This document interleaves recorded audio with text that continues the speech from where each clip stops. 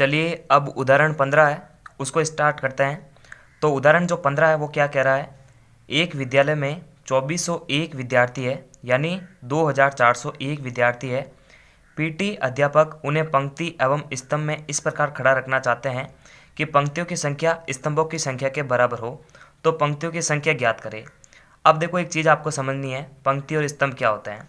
देखिए पंक्ति जो होती है वो लेफ्ट से राइट हैंड साइड तक चलती है, ठीक है ना। इस तरह से जैसे मानते हैं हमारे पास में 3 पंक्तियाँ हैं और उसी प्रकार 3 जो है स्तंभ है, यानी इंग्लिश में बोले तो इसको रो बोलते हैं, यानी पंक्तियों को रो बोलते हैं और कॉलम को जो है स्तंभ बोलते हैं।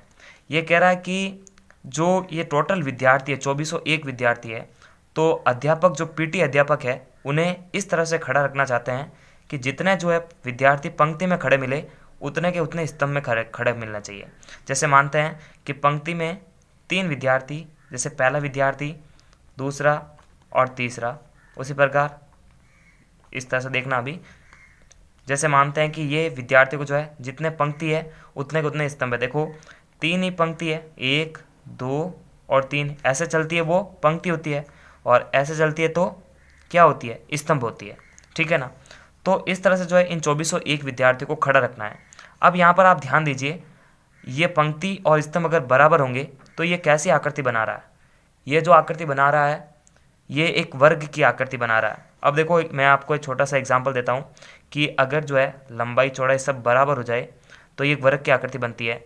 और वर्ग का क्षेत्रफल क्या होता है, भुजा इंटू भुजा। जैसे मानते हैं कि एक भुजा इसकी ए है तो सभी भुजाएं ए होगी, तो इसका क्षेत्रफल कैसे निकालते हैं अपन, ए इंटू ए, मतलब ए स्क्वायर बराबर क्षेत्रफल। और क्षेत्रफल मान लेते हैं ये पूरा जो एरिया है ये मानते हैं 400। तो अगर ए निकालना हो तो 400 पर रूट चला जाता है और फिर इसका रूट सोल्व करके हम निकालते हैं ए बराबर 20। तो उसी प्रकार जो है इस क्वेश्चन को यहाँ पर अप्लाई करना है। आपको मानना है कि ये जो विद्यार्थी यहाँ पर टोटल खड़े हुए हैं ये 2401 विद्यार्थी हैं, यानी ये जो है क्षेत्रफल है, टोटल मानना है, ठीक है ना। ये एग्जाम्पल लेकर ही जो है मैं इसको सॉल्व कर रहा हूँ। आप मान लो कि ये टोटल जो विद्यार्थी, क्योंकि देखो ये भी तो एक एरिया है और इस एरिया पर जो भी विद्यार्थी खड़े मिलेंगे ये उसको क्षेत्रफल मान लो। और फिर जो है पंक्तियों की संख्या ज्ञात करनी। देखो यहाँ पर ये क्या कर रहा है, पंक्तियों की संख्या ज्ञात करनी है।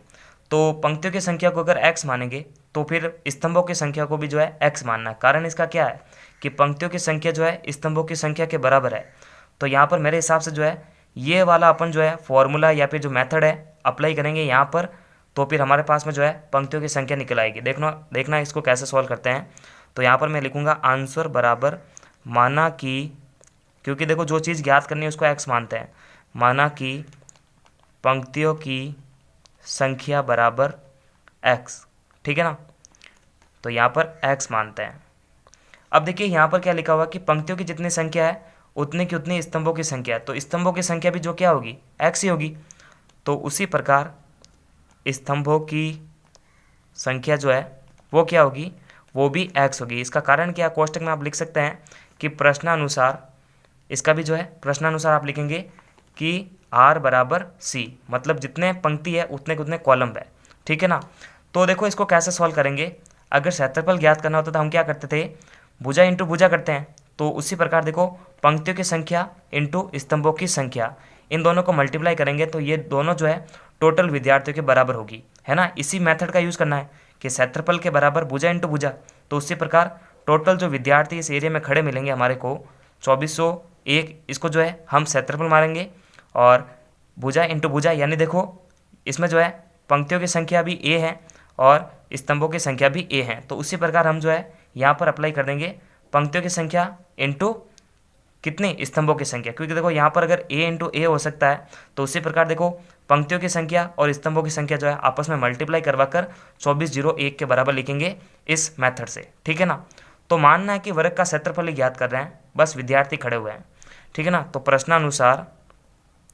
प्रश्नानुसार हम क्या करेंगे, पंक्तियों की संख्या इंटू स्तंभों की संख्या जो है टोटल विद्यार्थियों के बराबर है 2401। मान लेना है कि वर्ग की भुजा बराबर होती है और ये इसके क्षेत्रफल के बराबर है। तो उसी प्रकार जो है ये सारे जो विद्यार्थी खड़े हैं इन दोनों की संख्या का मल्टीप्लाई 2401 के बराबर है, इसको क्षेत्रफल के बराबर मान लो, इन दोनों को जो है वर्ग की भुजा मान लो, क्योंकि पंक्ति और स्तंभों की संख्या बराबर है।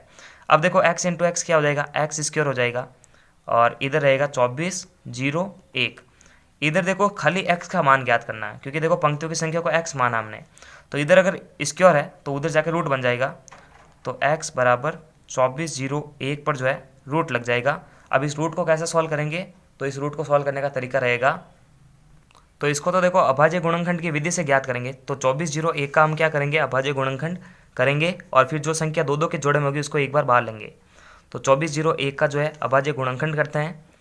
तो देखो किसका भाग लगेगा, 2 4 6 और 1 7। तो यहाँ पर देखो 2 का भाग नहीं लगेगा, ना ही 3 का लगेगा, ना ही 5 का लगेगा, अब लगेगा 7 का, डायरेक्ट 7 का ही लगेगा। तो यहाँ पर चेक करते हैं या फिर किसी और का लग सकता है।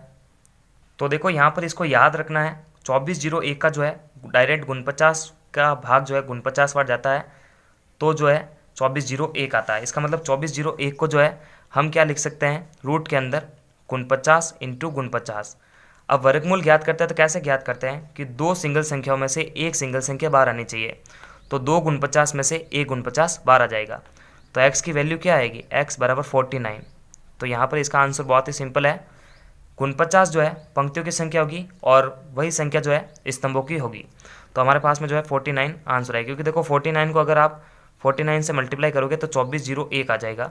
चलो चेक भी कर लेते हैं, 9 9 81, 9 चौक 36, 36 और 8 जो है 44, फिर 4 9 36, फिर 4 चौक 16 और 3 19। इस तरह से देखना 1 0 1, ये देखो कितना हो जाएगा, 4 हो जाएगा, ये भी 9 और 1 10 और 1 14, 1 और 2, देखो ये 2401 आ रहा है, ठीक है ना। तो x बराबर 49 आएगा। तो नमस्कार, थैंक्स फॉर वॉचिंग। और पूरे चैप्टर की जो प्लेलिस्ट की लिंक है आपको वीडियो के डिस्क्रिप्शन बॉक्स में मिलेगी, वहाँ जाके आप बैक टू बैक सारे वीडियोस देख सकते हैं। तब तक के लिए लाइक, सब्सक्राइब और शेयर करें। नमस्कार।